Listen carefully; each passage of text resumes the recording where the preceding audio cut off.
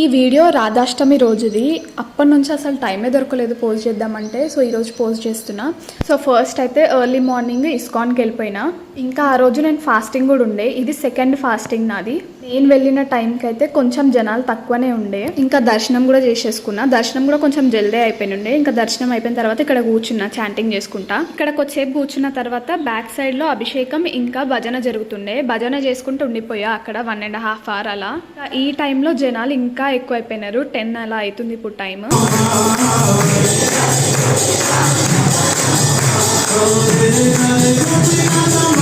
ఇంకా నేను బయటకు వెళ్ళే టైంకి అయితే జనాలు అయితే ఇంకా ఎక్కువ పెరిగిపోయినారు. అసలు బయటకు వెళ్ళడానికి కూడా రాలేకుండే. ఇంకా కొద్దిసేపు గోశాలకు వెళ్ళి అక్కడ ప్రసాదం తీసేసుకొని బయటకు వచ్చేసిన.